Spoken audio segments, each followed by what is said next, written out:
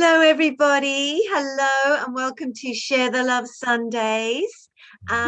We are here with some really great guests. We had these guys on the show a few months ago. A lot has happened since then.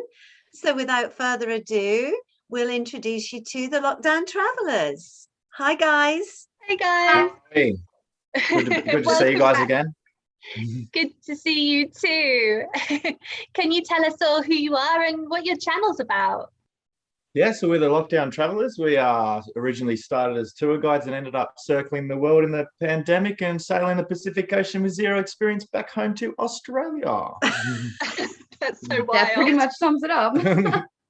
As you do. Oh my God, what an adventure you've had. And you're having quite an adventure now because in Australia, where you are, it's 3 a.m. in the morning. Yes, yeah. How about that perfect. for dedication? Yeah. Oh, we missed you guys. We just had to have a chat. I know. Oh, yeah. we're so Thank honored. you. We really appreciate it. And we are so excited to hear all your news because, as I said, what a story. For those people who don't know you, can you just explain why you started your channel, when you started it, and take it from there? Yeah, so we actually started when we were in Thailand. So we moved over to Thailand to be tour guides, and then the virus happened. So we lost our jobs and we were just in lockdown in one of the islands there. And we just decided, like, we were bored, we needed something to do. So we just decided to start filming and then promoting local businesses, and it just went on from there. Oh, that's awesome. Talk about making the best of a bad situation. Yeah, that's it. Yeah. That's So it. if that There's always a hadn't silver lining. Yeah, so if that hadn't Exactly. happened, would you have still done YouTube? Were you still planning on doing that as well? If Corona didn't happen, Yeah. no, we would be probably in Philippines by now because it was the company Intro Travel. We'd be in England. Yeah, actually, I think we were trying to get to England at that point. Mm. Yeah. Oh. So we had tickets to like Oktoberfest, and then we were going to work our way through Europe to England. Yeah. Yeah, that's right. So none of this would have happened if it wasn't for Corona. But that's life. You've got to just hook Yeah. Exactly. Exactly. You've Yeah. got to make the best of a bad situation, haven't you? And you guys have certainly done that. I mean, you know, your lives have completely changed because of COVID in a good way. Yeah. Absolutely. Yeah. We've Yeah. got like 10,000 nautical miles experience each on the water, which we did not plan to have. No. Not at all. That's the Absolutely. craziest part, and I'm sure we'll get to it. But just looking back at your time, first of all, in Thailand, wasn't it? What type of things, what type of experiences stand out in your memory now, looking back? What were some of the highlights? Oh, elephants. I got to hug an elephant in Thailand. That's for me top of the list. And then the monkeys, surrounded by monkeys. I liked because we drove 7,000 kilometers from the bottom to the top. I liked the road trip itself because there was so much in there that you just wouldn't see as say like if you'd done a holiday in Thailand and you flew from Bangkok to Koh Samui, and then like there is so much in between that you don't really know. I was a travel agent back in Australia, and I had no idea of some of these places. So I think it's the hidden gems I like the most. Yeah, you did Yeah. find some small little beautiful places that nobody knew about. Like we walked in, they're like, how'd you guys find this place? We're like, well, Yeah, it was good in that sense. It is And of course, amazing, though, traveling with isn't no it? tourists. Those small places that nobody's heard of and you stumble into are some of the best experiences because you see the Yeah. locals, how they're really living. It's not touristy, but Yeah. it's sometimes amazing. And you think, why have these places not been known by the tourists? And thank goodness they haven't. But you yeah. know, Yeah, they're so unique. absolutely. You can tell you're in like a local area when you go in, and you, like there's all the like she started her food appreciation of spicy food in Yeah. Thailand in a remote place where they didn't understand English, and I thought pepper was spicy before we left Australia. you had no idea what you were ordering. You're like, yeah, some of that, some of that, some of that. And then That's me too. So was it challenging at all to find food that you liked, or did you just embrace it and go with it and discover some new things? Well, we always asked for no spice, so every time we went into a restaurant, like ordered, it was my pet, Because there is a difference between Thai spicy and white guy spicy. Like they ask you to say like, do you want white guy spicy or Thai spicy? But it was you get used to it. Like, I mean, there was some dishes I couldn't eat because they were just too hot. But Jake actually had a really hot dish this one time, and he asked for no spice, and it comes out and there's like 15 chilies on it. And then I'm pretty easy going though, so I'm like, all right, I'll just eat this and see how we go. Being Jake, he's like, I'll just eat it. He's eating away, and then he's like, oh, I just eat it. He's sweating. And then he asks the waitress for a glass of milk, and she goes, okay. And then 5 minutes later, she comes back and she gives him a mug of hot milk. Like it was boiled. I'm like, that defeats the purpose of it. But yeah, even the milk comes spicy. Oh, I laughed for like 10 minutes, and Jake's just like, not happy. That's so funny. We've done a few spicy challenges on the channel, and I always like fail epically. So I would love to go, but I'd probably have to bring my own snacks. If Lucy goes, she's on her own, because I'm not going with her. I mean, doing the spicy challenges, she'd go in the bathroom, I'd find her lying on the floor writhing in pain and say, seriously, I mean, you drama I wish that was an exaggeration. That'd be insane. Oh, you need to add that to the channel. Yeah.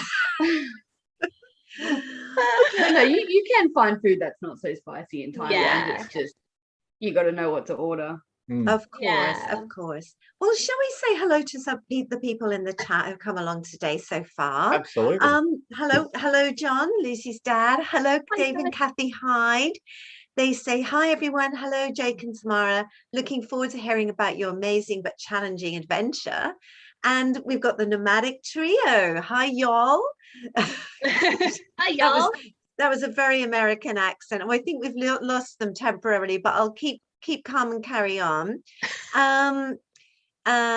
Keep catching us on Travel Trailer Day. Oh, okay. Ooh. Travel Trailer. Sorry to catch you on the run, guys, but thank you for tuning in. Hi, Sean, the sensational gent. Hi, Sean. Much respect to them for being up so late. I haven't been to bed yet, but I'm here for a bit. What sort of time do you call this, Sean? Oh my goodness. What? Partying, I bet. Yes. And hello, Roger. Hi, miss you. Hope you're doing well. Or they're on their way back. Hi. We just say hi to everybody. Sorry about that. Oh, the Maddox Trio said, I've been looking forward to this interview. Hey, lockdown travelers. Hey, guys. And if you're watching, please say hi. If you've got a question for Tamara and Jake, please let us know. We'll ask the question. Okay, Lucy, I think you've got some questions in front of you. Yes. So during your epic trips and travels, looking back now, is there anything that any decisions that you question, anything, I wish I'd known that, I would have done it differently, or do you think it all kind of worked out for the best? I reckon there's like, you question everything. Like if I look back now, I'd definitely be able to do the whole thing a lot like better, a lot easier. Like we wouldn't have got on the boat that was sinking. That'd definitely be one thing. And like 39 days at sea with the captain with no idea, I'd love to change that. But that's also part of the experience that made it. So, but yeah, lots of things. Like we shouldn't have gone to Mexico, really. We could have done it, or Europe killed us financially. Yeah, Europe. Europe is so expensive, isn't it? Really expensive. I remember our first morning in Paris. We just went down to a local cafe because we wanted to have a coffee and a croissant. And we ended up having 2 coffees each and 1 croissant each, and we get the bill and it's like 55 Australian dollars, and we're like, what did we order? What's in that coffee? Well, because it's like, do we get a shot or something in there, or how does that work? It's like, okay, we're gonna slow down on the coffee drinking. Like that's just money, and like we'd definitely rather make memories than money, and if it comes at a price, and that's, well, come on, you're going to France, so it's going to do it. But it's not exactly something I'd change either. It's just something I'd be aware of. Yeah. Was it difficult to budget? Because obviously at first you had a completely different trip planned, and then you had to just kind of go with the flow. Were you, if it's not a personal question, was the budgeting challenging? Or it was hilarious. Like in Thailand, when we thought Corona was meant to be finished, like in a few months, we were in Thailand and we were like, we were bowling. We were like, yeah, we're going to get this. We're going to get some cocktails. Oh, it's Mojito Monday. Oh. But yeah, it did get challenging towards the end when we started running out of money. Yeah. We're essentially hopping into different countries, like arriving in French Polynesia illegally and not knowing how to get out of it. And yeah. Oh You could have been in serious trouble, really, couldn't you? You know, you were lucky that you managed to get away with that. That's Jake luck. It always happens at some point. Yeah, that and the boat not sinking. I mean, that was lucky too, from what I hear about that scenario. We're happy about that. We actually struck like the amount of luck we've hit on the way back. Like we got on 4 different boats and we were just hitchhiking, essentially, sailboat hitchhiking from Panama. We're like, oh, let's hope this one goes to Australia. And to do it in lockdown, like you can't get to Australia these days, even as Australians. So we hit a bit of luck. Yeah, you certainly. Yeah. Was that the reason you decided to catch the boat back? Was it because, we're running out of money, we've got to get home, or were you homesick? Like, what was the motivation for taking such a, to be honest, quite a dangerous route to get back to Australia? Like, if we had a bottomless account, I don't think we would have come home so soon. Like, Australia is really locked down. It's really strict. Yes, we were missing our families, but apart from that, there was no reason to come home. So it was more on the money side, and flying from, where were we? Mexico? Yeah, we were trying to get from Mexico through to, we're actually going to think of coming up and see you guys at that point. We're like, oh, well, let's just go through. Yeah, that would have been amazing. Yeah, because we're not far away from Mexico till we're on the border. Yeah. We considered it. Yeah. How much is a flight back to Australia? 15 grand per person from Mexico to Australia to fly. Yeah, and then 4 grand when you get here. Wow. Is it just because of COVID, or is? Yeah. Wow. Back before Corona, when I was a travel agent in Australia, if I was to fly someone to like Mexico, probably be like $2,000, bit under $2,000 return. Australia's just got the caps on for people entering the country, so it's something like, I don't know, say $250 a week to each state or whatever it is. So like on each flight, there's only like 20 people. Yeah. So they charge. The flights are empty. There's airlines that are cancelling flights to Australia. They just said, look, we're boycotting Australia. I don't think Emirates flies here anymore. They've just taken us off their path. There's still like 40,000 Australians trapped overseas who can't get into the country. Yeah. That's shocking, isn't it? Well, you would imagine the government would be quite concerned about that. Oh, Matt, come on, the government's got to be concerned. Get out of town. You'd hope so, wouldn't you? I mean, yeah. You'd think so, but no, it's not very good. Yeah. No. Have you? That's why we weren't waiting for the government to come to our rescue. We said, yeah, let's just do it ourselves. Yeah, you'd still be waiting. So have you sold your story to a newspaper? You did get some news. Is this an exclusive? Yeah. We've actually got a fair bit coming up with that. So we've done a few, like, we've been on different countries. So like we were in the 3rd biggest newspaper in the Pacific, which comes out of India. And then we've done some, like we've done New Zealand radio stations. We've done Australian, like we're on Australian national TV on a few different channels. We've got some interviews coming up as well, some stories. And we're going to push for a movie, I reckon, but we'll see how we go. Oh, well, who's going to play you each? Who's going to play? Who do you want to play you? Oh, what's that girl's name in Black Widow? Black Widow. Scarlett Johansson. Who? Yes. Who's that? Scarlett Sorry. Johansson. Oh, she's lovely, isn't she? Oh, yes, That'll I work. can see that. Yeah. Yeah, I could do that. I'll That'd go, be good. I'll go What like about you, Matthew Jake? McConaughey.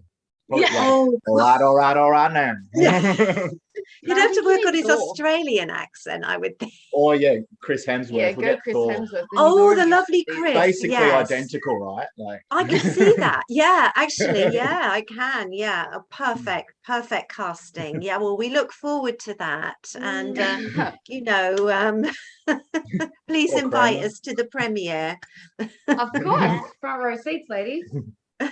Shall I just check in? Yeah, let me get my outfit ready. Should we just check in with the chat? Hi, Fifth Yep. and Overland. Hi, Flour, Eggs and Yeast. I think they're all sort of chatting amongst themselves. Oh, hang on a minute. I've got a question here. Flour, Eggs and Yeast would like to know what's been your favourite port to stop at in the world and why? Port. Port. Ooh, I was trying to think of them now. Tell you what, coming into Heva Oa in Marquesas was pretty good because it's such a small port, and there's it feels like you're like on Jumanji or Jurassic Park. Jurassic Park. Yeah. And like there's hardly any civilization there, and it's just coming into. You can imagine like 200 years ago when the sailors would have been arriving in there, it would have been pretty hectic.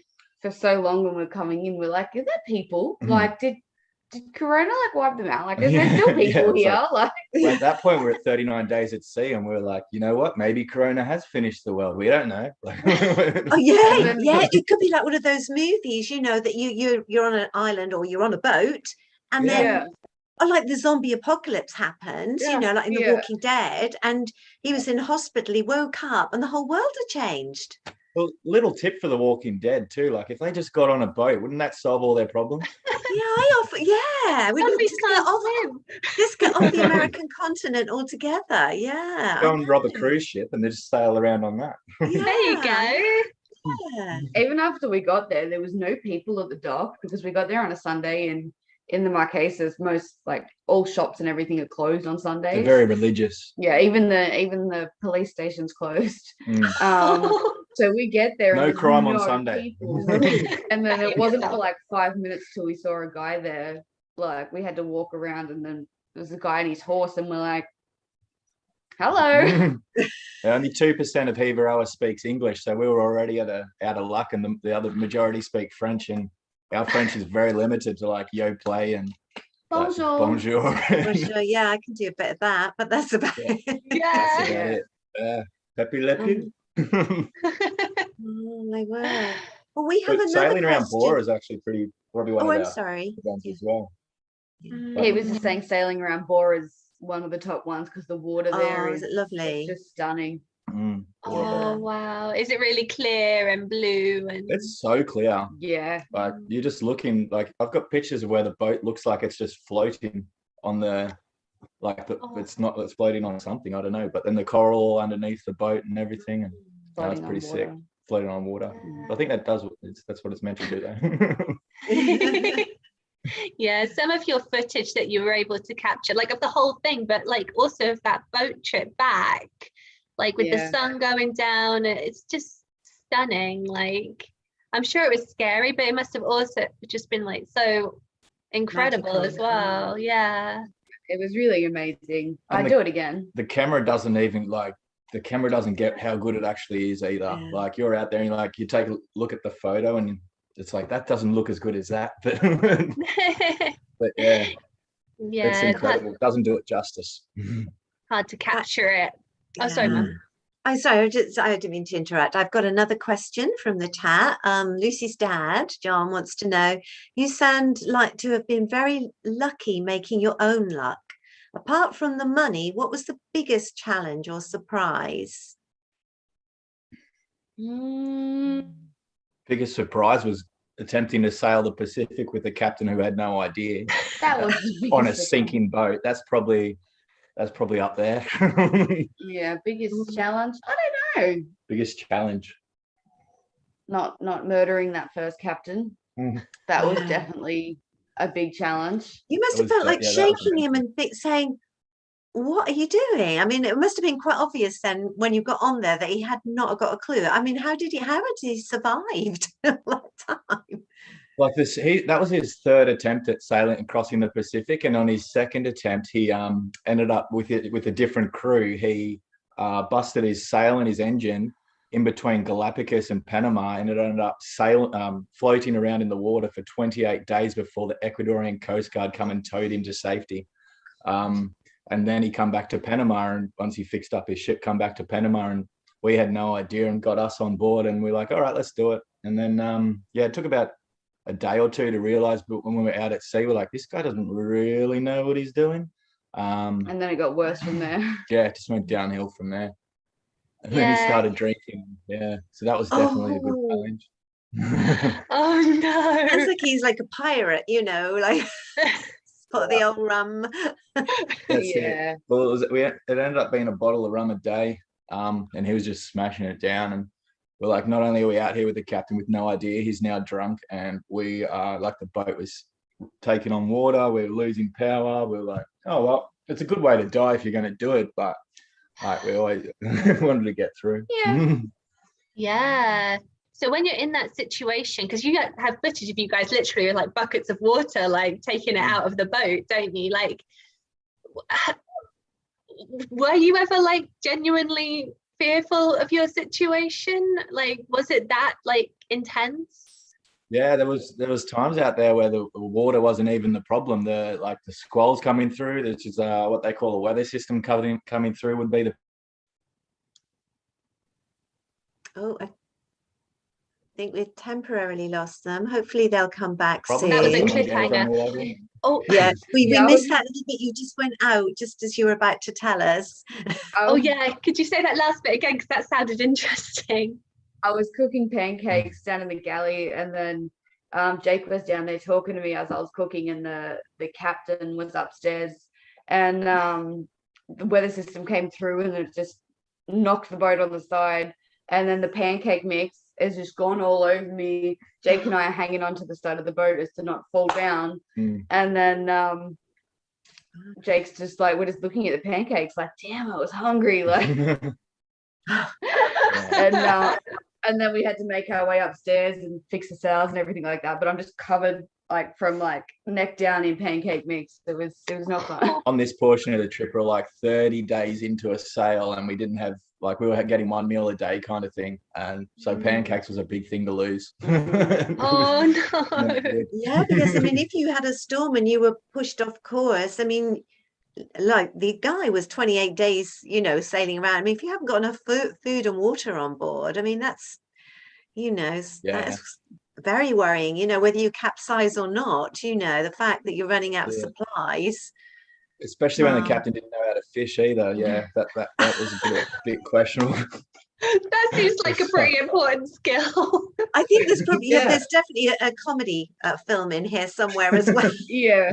I thought it was all common sense for a fisher guy, like a captain. Yeah. Oh gosh. So do you find that when you've been on the boat all that time, when you get on land, are you all wobbly? Yeah. After how the long first does that trip, last? Can you turn that heater down? Sorry, he's got the heater on like 1,000 degrees. I'm like, turn it off.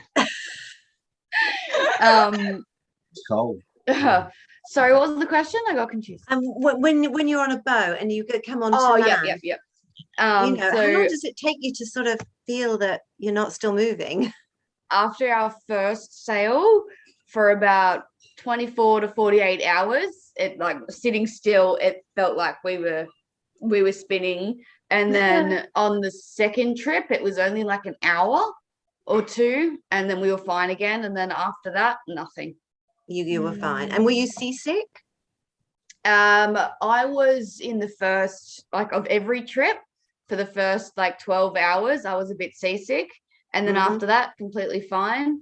And Jake was sort of seasick throughout the whole thing, but mainly when he drank coffee. Like caffeine, apparently coffee makes it bring on seasickness. So he was good until he had too much coffee, and then, but he's a trooper, he'd just like throw up and then be like, all right, I'm good to go again. So it was all right. Yeah. How did your family and friends respond to, did they know about your boat trip, and how did they respond to that, and what was the response like to your trip in general?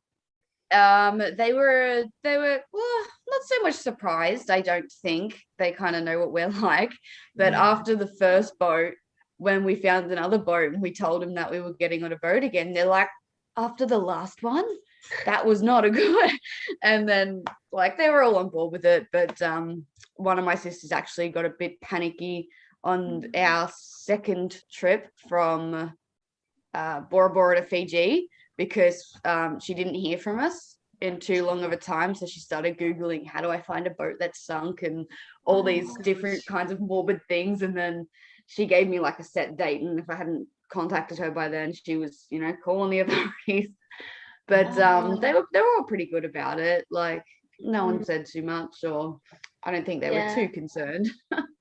I suppose everyone must know that your options were kind of limited, you know, like it wasn't like you're like, oh, this boat trip's gonna be, you know, this like cruise type situation. Like, you knew what you were getting into, and you kind of had to, because like you say, the flights were just impossible. Yeah, they were going to deport us back to America.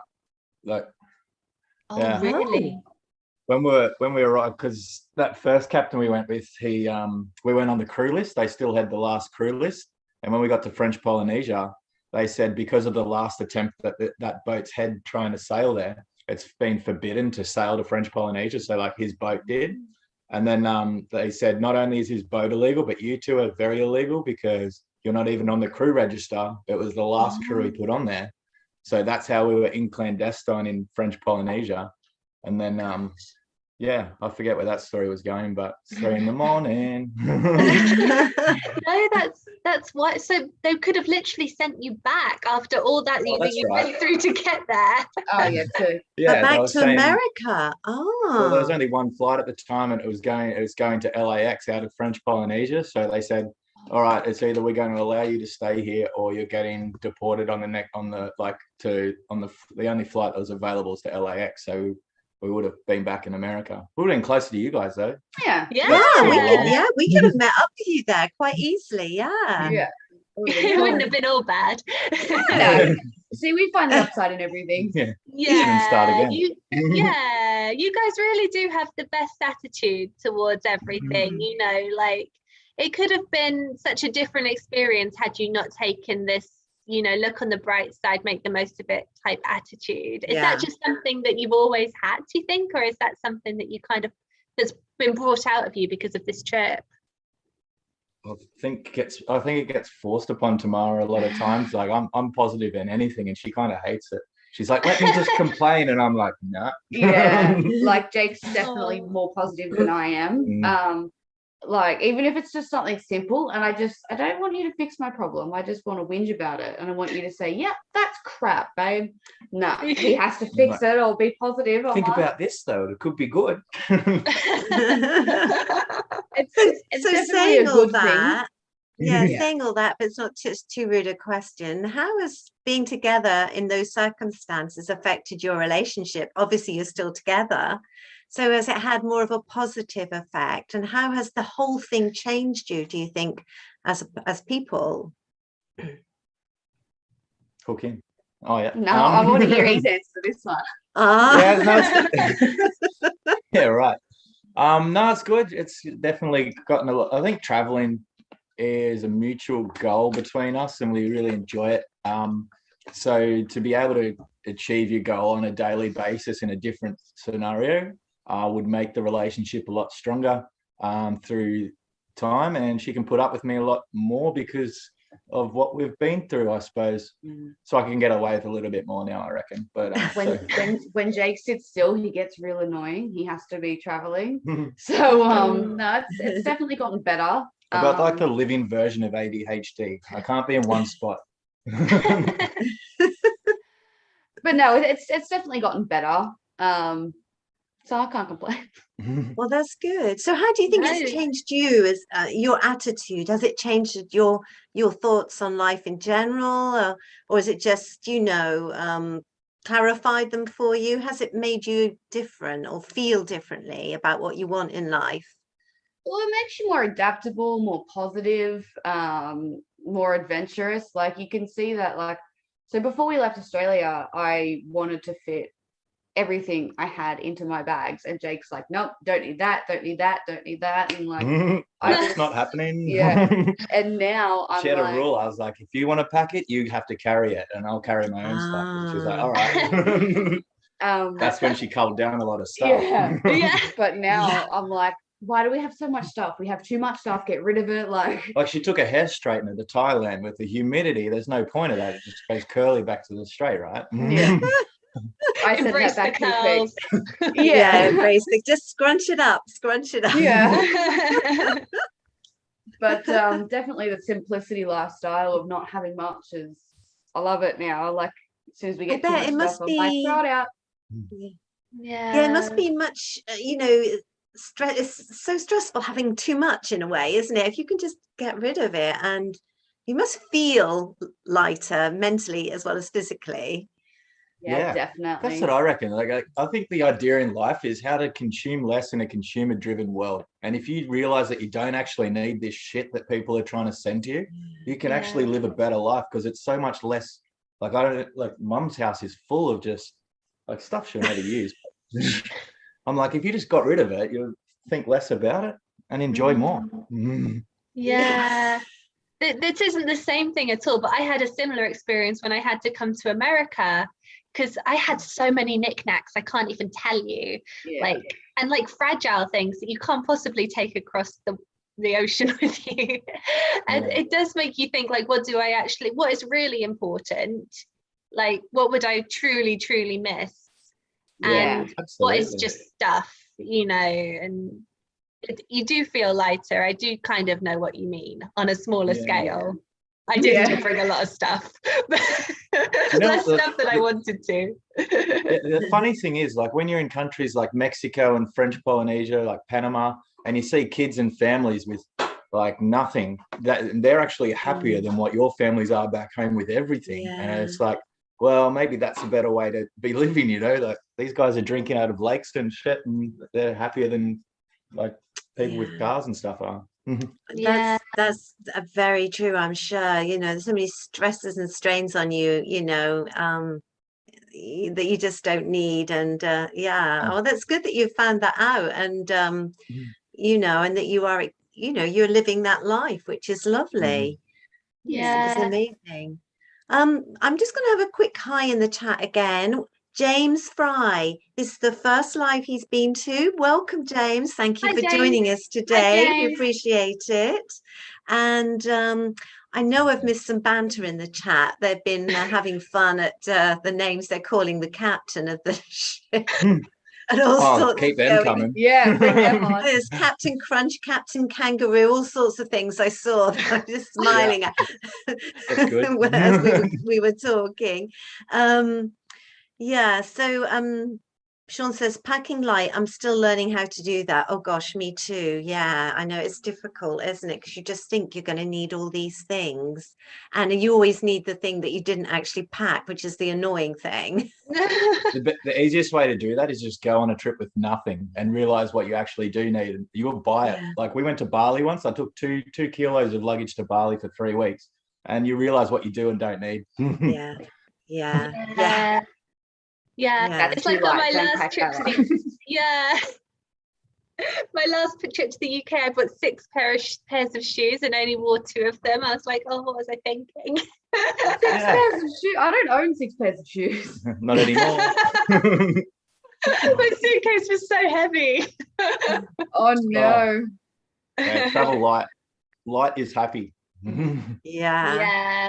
Especially the way you guys do it, because it's not like, you're going and you're putting your stuff in a hotel room for 2 weeks, you're always on the move. So you've got to think practically, like, what can I actually, like you say, what can I physically carry comfortably? And then presumably you had to carry stuff for your YouTube channel as well. Was that's actually the heaviest stuff now? Was it hard to keep it all safe on the trip and to transport it? Yeah, we've lost a few things actually on the way home. It was like you can see on the laptops and stuff, and the drone, it's all starting to rust a little bit after so much time on the boats. Like, it was 70 plus days at sea, so everything's got a fair bit of rust behind it now. But it's all right. Like, the drone we got's a DJI Maverick Mini, and that's actually really good for traveling because it's so small. We try to buy things that are easy to travel with and easy to look after, as in, like, we can just lock it up if we have to. But I've got really good at packing now, though. So, like, everything's got a space, and you know how to make the most out of it, like to roll your clothes and like all the different little things that help with the packing and, maximizing your space. You guys should do a video on that. I think that would be really useful, like how to travel light most effectively. All it'd be is her saying, okay, this is how you pack this, and me throwing out and say you can't bring it. Not just solid 20 minutes of that. We made a rule when we were in Thailand. If I wanted to buy a new dress, I had to throw out a dress. That's a good rule. Oh, tough. Oh, Oh my goodness. But you get a new dress, right? It's like, Yeah, True. get a new oh, dress. yeah, true, Yeah. true. Oh, we're so indecisive. We'd be humming and hawing for ages, wouldn't we, Lucy? Oh, Yeah. this, Is no, this I might better need than the this. old dress? We were in a hotel one time and I had a dress, it was dry, it was hanging on the balcony drying, and then it like the wind blew it off and I was like, new dress. Get a new one. I was like, will that make the decision for me? This is Yeah. when you're balling in Thailand. Sometimes fate just intervenes. Yeah. I was like, that'll Well, do. you get a new dress for like $1 or $2. It's like, there you go. Yeah, it's not like it's expensive. So That's why I had to Yeah. put the rule in. Otherwise, you'd end up with 50,000 dresses.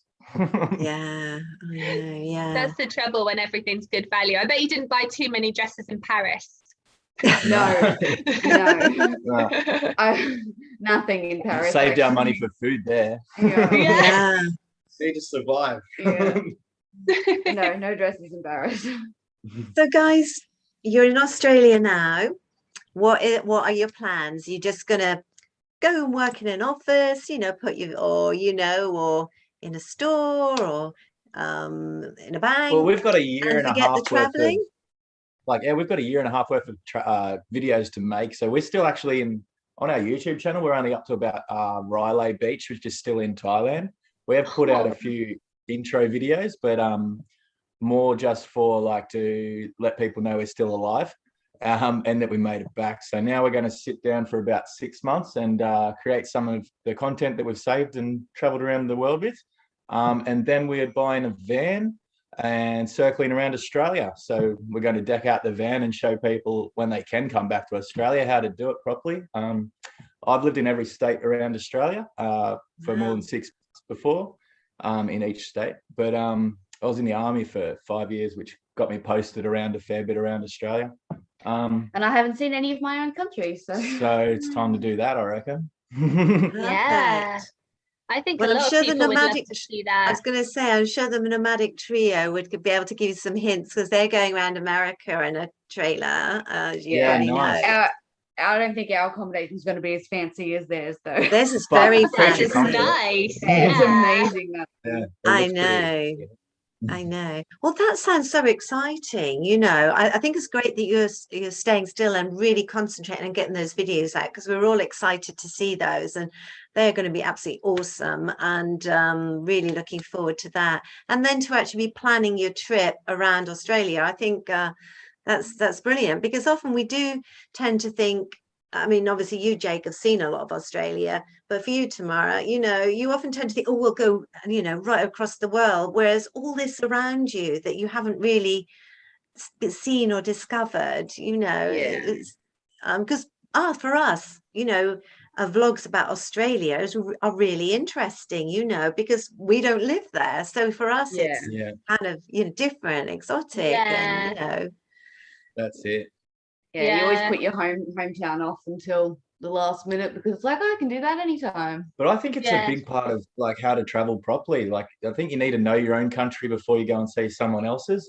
Most of the questions we were given were about, oh, what's it like here in Darwin? Or, oh yeah, I've been to Coober Pedy before. And if you haven't gone to those places, you can't relate to the random people asking you those questions around the world. It's like, yeah, it's supposed to be the that's same so as England. true. That's so true. Or America. Yeah, definitely. I think that's one of the best things that Dad took me to a few places in the UK recently, when I lived there, and it gives you then a perspective on the other places because without you need to be able to compare, you need to be able to contrast in order to get the full experience, I think. So definitely some people you meet exciting. might only know one place in England. They might go, oh yeah, so what's, I don't know, Manchester and if you haven't been there before, you wouldn't know how to say it. But if these people could be in Mexico and you're like, sorry, I don't know my own country. So I feel that's the same with Australia. You need to America, it's that's what's a really good point. only lived in LA. Yeah. And with Australia, you've got so much diversity as well, presumably. Like, you can make completely different videos about, you know, different climates and cultures. And, you know, I'm sure one coast is completely different from the other coast, like the US. And there's so much that you could do in a country of that size. That's it. Well, we're in the middle of the country at the moment. Well, not the middle of the country, the middle of the state in my hometown. And it's only 1,500 people. But we're 6.5 hours away from any beach, in between Melbourne and Sydney, really. And 85% of Australia lives within 1 hour of the coast. My mum chose not to do that because I don't know why. Punishment, maybe. She knew what was coming. But yeah. Country living's not bad so far, though. Yeah. What is the area that you're in known for? Like, why would people want to visit where you are right now, do you think?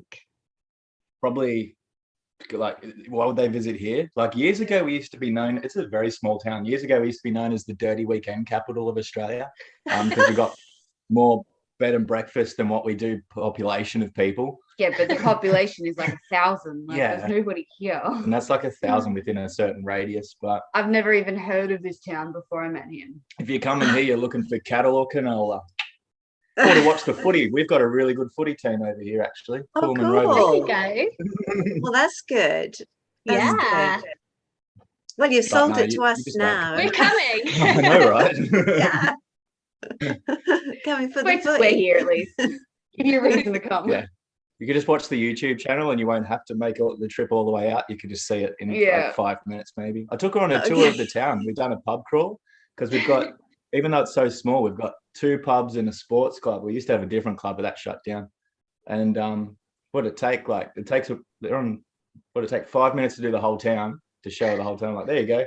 And the main street is literally like, what, 100 meters? You can see one end of the street to the other. It's like, He's driving through. He goes, okay, this is the start of town. And then he gets like 100 meters down the street. He's like, okay, this is the end of town. I'm like, you got the full tour, don't worry. It looks very beautiful. That's awesome. So how do you guys feel now that you're back? Like, is it surreal? Does it feel like you've never left? Like, what's your main feeling? Are you sad that you're not traveling anymore, or relieved to be back? Sad we're not traveling, but happy to see the family. Like, it's, I don't know, it's hard. I'm good to go again. We've spent a week here, so it's on there. Let's go. Yeah, I bet your mum's not thinking that. She's thinking, oh, my boy's home, you know, he's going to be here for a while. Don't let us see Give her this another video, week, though. really. She'll get annoyed. But no, it's good and bad to be home. Like, it sucks that adventure's ended, but we got to have another adventure. So Oh, you will. I mean, yeah, when you're traveling around Australia, you definitely will. I've got a good question in the chat. It's from Dave and Kathy Hyde. And they say, love Tamara's birthday video. Yes, me too. Oh. How did you get God to narrate, Jake? And Mum actually asked that. She goes, did you actually get Morgan Freeman? I'm like, Mum. That was so cool.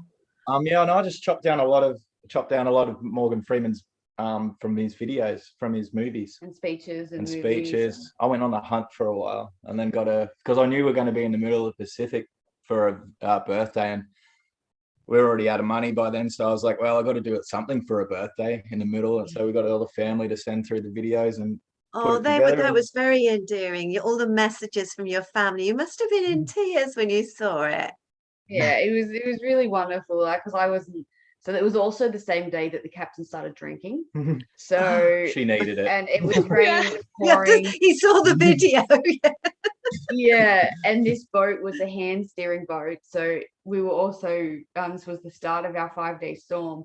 So we just spent like all night dripping wet, steering in the rain, and then the captain was being horrible. And then Jake gives me that video, and I'm like, okay, that's pretty good. That's pretty good. Yeah, you needed it that day. So true. About 2 years ago, she said, "Oh, if I was to get anyone to narrate my life, it'd be Morgan Freeman." I'm like, all right. Store that one away, Jake. You like look that for later. Yeah, boy. Well, that was really well done, actually. It was really Yeah. well done. Yeah, very good. Yeah. I reckon it's his best yet. Yeah. Was it difficult to like keep it secret? Because you must have presumably been editing it on the boat. Were you like, "Don't look"? Yeah, on the boat and before we left, and we had a lot of things like we were doing news, like national news articles for before we left Panama, and like we were using each other's computer, and then all of a sudden you see on like my Facebook, where I don't message her friends or anything, but on my Facebook you'll see like all her friends message or her family messaging me like, with different videos, and I'm like, she walked over at one point. I'm like, oh, they were just seeing what day we were leaving, and like just she's like, she was sus onto something, but she didn't know what it was. Oh, well done for keeping it secret. That can't have been easy. Absolutely. Yeah, no, but she enjoyed it, so that was worth Yeah. it.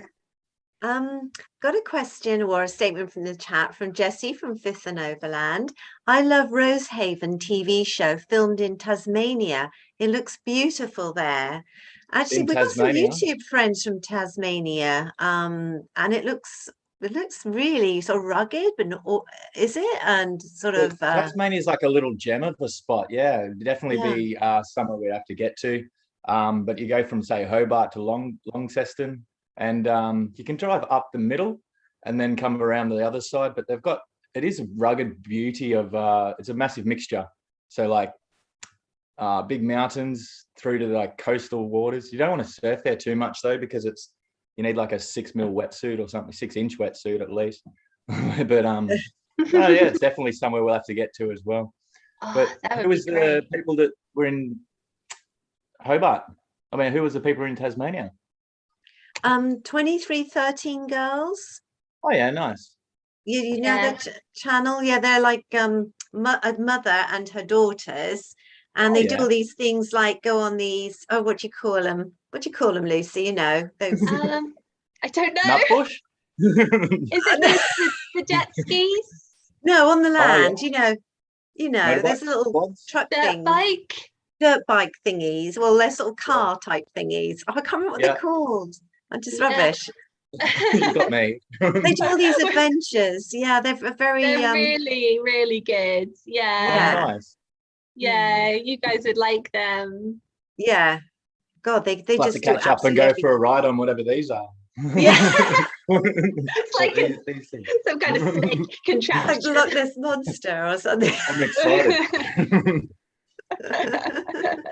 Are they quad bikes? Quad bikes? No, they're not. There is quad bikes. Carry on. Quad biking is a thing. Well, they're more like truck cars. Right. But we'll have to check it out. We'll check it out. Yeah. You have to send us a photo. Yeah. So you guys, what would you say to someone who's maybe thinking, after everything and it's easier to travel, that they might want to do something like what you did? What advice would you give to someone who wants to travel but doesn't really know how to make it happen? Well, it depends what kind of travel adventures they want to have. Like, so if you need to do it on a budget, there's many ways. Like in Mexico, we did Workaway. Have you ever heard of that? Is that where you like stay somewhere and you live for free, but you help them out on the property? Oh, right. Yeah. So there's many workaways you can do, like, so you don't pay anything that way, and you get to travel each area. The boats, you can if they're interested in sailing. There's so many Facebook groups where like they're called sailboat hitchhikers, and you can meet captains and get a boat that way. After this, everyone's thinking like, maybe not. You can, but just do it. Like if you're thinking of traveling, stop. Like I know people that are still in this town that I'm living in now that said they wanted to travel 10 years ago and they're still here. So stop thinking about it and get out and do it. Like regardless if you've got money or no money. What did Morgan Freeman say? The bus leaves every day. So if you want to do something, you can go and do it. Yes, it's very easy to prevaricate and put it off till tomorrow and then tomorrow, isn't it? But to actually get on and do it is the secret, isn't it? Because the time will never be right, will it? It's never a perfect time. So it definitely wasn't like the perfect time to sail definitely not for you. You're like, oh shit, we'll just do it. But no, you just got to do it. Go for gold. Yeah. Absolutely. And what about people who might want to make a YouTube channel about their experience? Do you have any tips for filming whilst traveling, and maybe like staying present whilst traveling and filming? Yeah, the biggest tip would be, don't just start posting videos. Like, make some videos to back it up, because you really have no time to create videos if you are to keep traveling and traveling. Yeah. Like, it would have been good if we started now after we had, like, say 20 or 30 videos backed up. But we kind of jumped straight into it. Obviously, we've never done it before or anything like that. So that'd be my big tip. That's the hardest part when you're traveling, is to keep up. Just because you're excited doesn't mean you need to put the video out. Yeah. So, yeah. And then like some of the places you've been to, like there wasn't necessarily internet, you know, so you can't upload, and things like that might be in your way as well. So it's definitely something to consider. Yeah. And then if you've got the videos ready, like that's my biggest thing I'd say, is have 30 videos before you even upload one. Like, if you go to travel another country and you've got, say, the next 3 months lined up already, say scheduled to go out and that kind of thing, you're already set, and you'll probably enjoy more of the country rather than worrying about putting some video out. But yeah. Yeah. Although I will say it has been very nice watching your guys' adventures like during lockdown, because obviously a lot of us have been quarantining and stuff like that. So it's been a nice bit of escapism to follow your journey, like at this specific time. I will say that for you guys as well, you know, especially the elephants. That was the first one I saw, and I was like, oh wow, what a dream. Yeah. Oh, I love those elephants. Yeah. Everyone needs to go and watch the elephants if they haven't already. They are incredible. That's true. I've got a question for Jake from Dave and Kathy Hyde. Nobody will probably remember Albie Mangles. Albie Mangles? Yeah, the original travel vlogger, but he was from Australia. And Jake, you remind me of him, he says. Yeah, I've heard that before. Albie Mangles, yeah, he was like he's like the instigator, or he's like the pioneer of travel vloggers, really. Like he started it all back in like the 70s. Wow. Yeah, I know who you're talking about. And then I don't know if he's still going, but yeah, no, good question. Good. I think I'll take that as a compliment, because he's a legend. That sounds like a huge compliment. Yeah, that does. He's like the David Attenborough of travel vlogs. Oh, okay. Oh. Guess who I'll be watching later. yeah, we're going to be watching. Oh, that's lovely. That's a lovely compliment. What a compliment. Yeah. Yeah. So another YouTube question. Oh, sorry, my dog's just growling. Layla, calm down. She's only tiny. She sounds like a pit bull, but she's a poodle, not a pit bull. Oh, nice. Do you guys ever have like disagreements about the channel, like about the videos, what direction it should go, which one you should release next, and how do you reconcile YouTube disagreements between the two of you? Rock off, usually. Yeah. We solve everything with scissors, paper, rock. Yeah. Even like who gets the next string. It just comes down to scissors, paper, rock. Yeah. Generally she's right, but I just want to win anyway. Yes, isn't it great to win? Yeah. We don't disagree too much on the channel though. Jake mainly handles all the videos and that, and I do all the like the website and the blogs.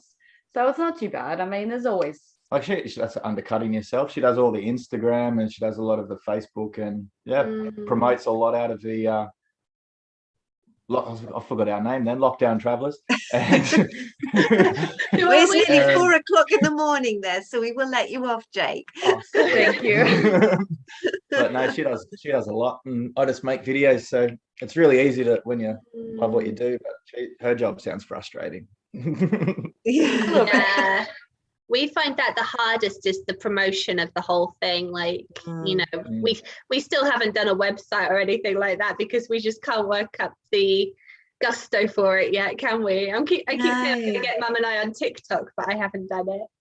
Just like traveling. Just like traveling, get into it. Just do it. Just do it. I know. I reckon you guys would be great on the TikTok. Yeah. Oh, thank you. I have no idea what it is really, but yeah, we should perhaps.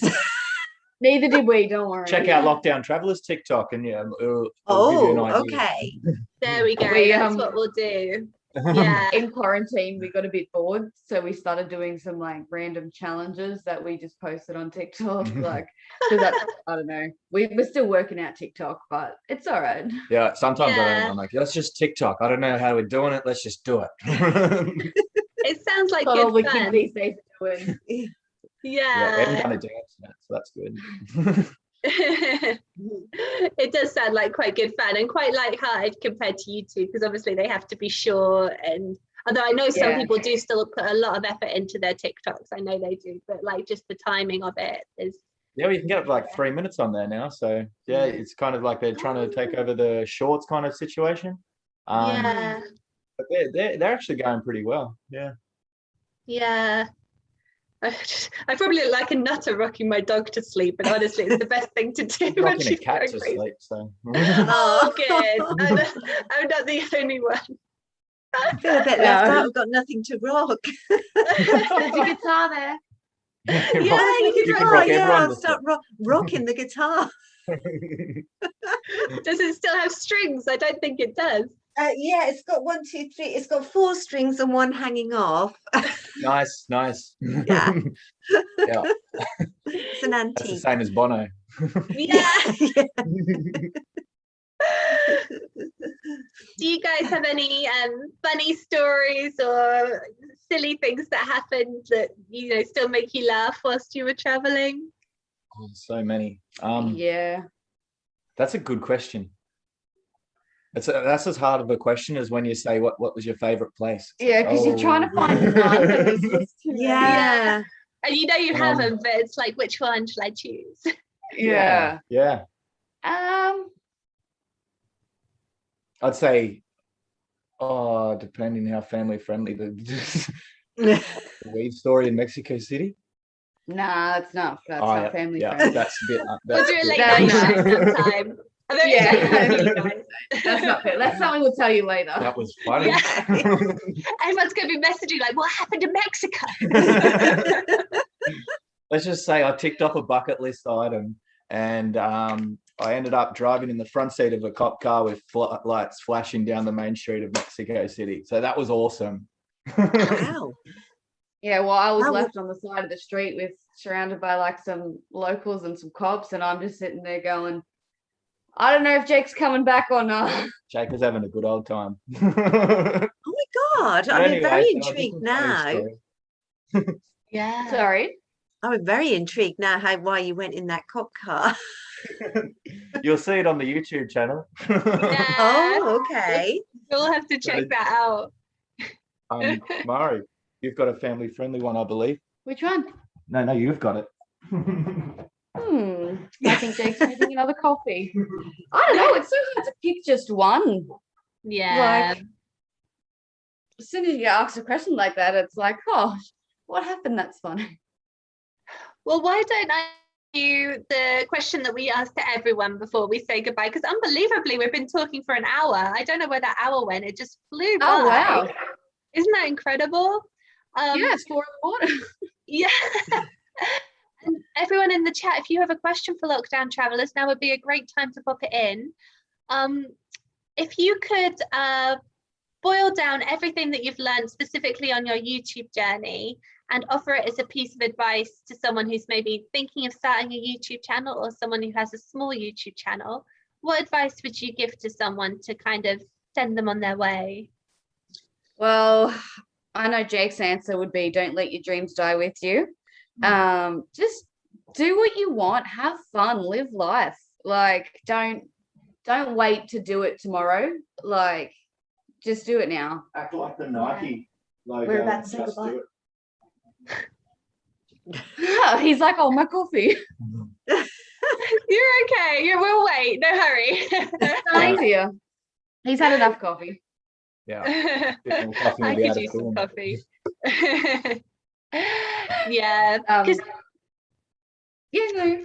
Oh yeah, because there are like when you start a YouTube channel, you start researching like what should I do. That seems like there's so many rules and things that you have to follow if you want it to be quite successful. And sometimes it's important to remember that it's supposed to be fun and it can be just fun as well.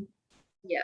Don't try and find like a niche that you're going to hate doing. Like I wouldn't even think of YouTube channel. I'd think of what do you enjoy doing, because you're going to spend so much time in front of that computer, like editing over it.